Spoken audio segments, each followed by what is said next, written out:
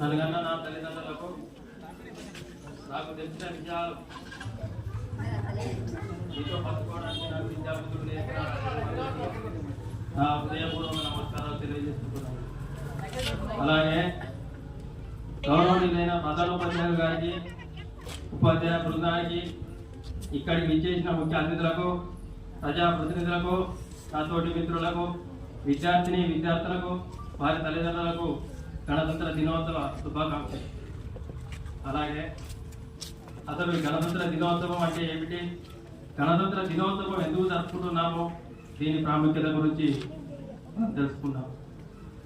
మన దేశ స్వాతంత్ర్యం కోసం ఎందరో గొప్ప మహనీయులు త్యాగాలు చేసి తమ ప్రాణాలనే ప్రాయంగా భావించి స్వాతంత్ర సమరయోధంలో బ్రిటిషర్ల నుంచి భారతదేశాన్ని విముక్తి చేసి చివరగా 1947 ఆగస్టు 15వ తేదీన మన భారతదేశానికి స్వాతంత్రం తీసుకొచ్చారు.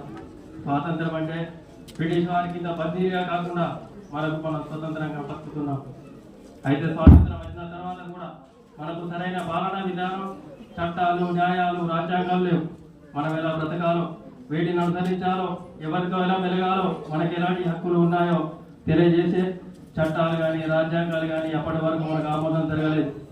మనకు స్వాతంత్రం 1947 ఆగస్టు 15న లభించినప్పటికీ ఇంకా మనం బ్రిటిష్ వారి పరిపాలన విధానాన్ని అనుసరిస్తున్నాం. అయితే ఈ రాజరిక బందీ పాలనను అరికట్టాలని భావించిన ఎందరో గొప్ప మహానుభావులు రాజ్యాంగ నిర్మాణానికి దిశగా అడుగులు వేశారు.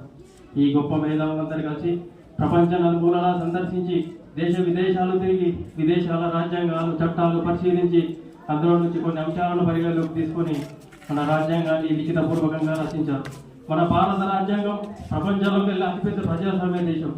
ఈ రాజ్యాంగాన్ని రచించడానికి doctor BR Ambedkar, doctor Rajendra Prasad గారు కీలక పాత్ర పోషించారు. డాక్టర్ బిఆర్ అంబేద్కర్ గారికి ఒక ముసాయిదా కమిటీ అప్పగించారు. ఈ లిఖితపూర్వక రాజ్యాంగాన్ని పూర్తి చేయడానికి 2 సంవత్సరాల 11 నెలల 18 రోజులు పట్టింది. అయితే 1949 నవంబర్ 26వ తేదీన రాజ్యాంగ సభ ఆమోదించినప్పటికీ 1950 జనవరి 26వ తేదీన ఉదయం 10 గంటల 18 నిమిషాల నుంచి 395 అధికరణాలు, 22 భాగాలు, 9 షెడ్యూల్గా భారత రాజ్యాంగం అమలులోకి వచ్చింది. అయితే భారత రాజ్యాంగాన్ని పూర్తి చేయడానికి సుమారు 64 లక్షల రూపాయలు ఖర్చు అయినట్టు అంచనా. మన భారత రాజ్యాంగం ప్రపంచంలోకి వెళ్ళి అత్యంత పెద్దది మరియు దీన్ని చేతితో రచించడం జరిగింది. భారతదేశాన్ని సర్వసత్తాక వికాసమయవాద, ప్రజాస్వామ్య, స్వాతంత్ర్య, సాంఘిక, సంక్షేమ, ఆర్థిక, రాజకీయ న్యాయాన్ని, సమానత్వాన్ని చేకూర్చడానికి జాతీయ సమైక్యతను, సమగ్రతను సంరక్షిస్తూ సౌభ్రాతత్వాన్ని పెంపొందించడం వీలుగా భారత రాజ్యాంగాన్ని రూపొందించారు. భారత రాజ్యాంగంపై ఉండే జాతీయ చిహ్నాన్ని ఉత్తరప్రదేశ్లోని సారనాథ్లోని అశోక చక్రం నుంచి తీసుకోవడం జరిగింది.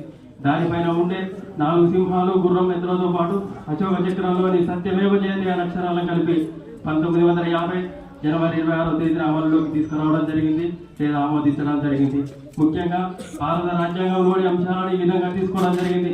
బ్రిటన్ నుంచి ఏకపౌరసత్వం, పార్లమెంటరీ విధానం, అమెరికా నుంచి సుప్రీంకోర్టు న్యాయ వ్యవస్థ అధికారం, ఐర్లాండ్ నుంచి ఆదేశిక సూత్రాలు, రాష్ట్రపతి ఎన్నికలు, రష్యా నుంచి ప్రాథమిక విధులు, కెనడా నుంచి రాష్ట్ర సంబంధాలు, జర్మనీ నుంచి అత్యవసర పరిస్థితులు మొదలగు వివిధ దేశాల నుండి తీసుకోవడం జరిగింది. ఈ విధంగా భారతదేశం తనకంటూ తాను స్వతంత్రంగా రూపుదిద్దుకున్న రాజ్యాంగం నుంచి ఈ గణతంత్ర దినోత్సవం ఏర్పడింది. ఈ రోజున మనం ఏ విషయంలోనైనా స్వతంత్రంగా మాట్లాడగలుగుతున్నాం, అందరితో సమానంగా జీవించగలుగుతున్నాం, భావ్య వ్యక్తీకరణ, నచ్చిన మతాన్ని ఎంచుకోగలుగుతున్నాం, రిజర్వేషన్, ఆస్తి హక్కు, అందరికీ సమాన విద్య, వైద్యం, న్యాయం, లింగ, కుల, మత, వర్గ భేదాలు లేకుండా స్వతంత్రంగా, సమానంగా, స్వేచ్ఛగా నచ్చిన నిర్ణయాలు తీసుకోగలుగుతున్నాం. అంటే దానికి కారణం ఈ రాజ్యాంగం మరియు దీని రూపకల్పన. దీన్ని అమలు చేసిన ఎందరో మహనీయుల మేధా సంపత్తి. చివరగా గొప్పవారు ఎందరో మహానుభావులు జీవిత విషయాలు, చరిత్రలు చదివి తెలుసుకొని వారి నుంచి ప్రేరణ పొంది మనమందరం ఐక్యమత్యంతో పెరిగి మన భారతదేశ బంగారు బయటకు పునాదులు వేయాలని నా మనస్ఫూర్తిగా కోరుకుంటున్నాను. నాకు ఈ అవకాశం ఇచ్చినటువంటి, ఈ సభలో మాట్లాడడానికి అవకాశం ఇచ్చినటువంటి గౌరవనీయులైన ప్రధానోపాధ్యాయులకు, ఉపాధ్యాయ బృందానికి, నాతోటి మిత్రులకు, విద్యార్థులకు, ముఖ్య అతిథులకు, ప్రజాప్రతినిధులకు నాతోటి హృదయపూర్వక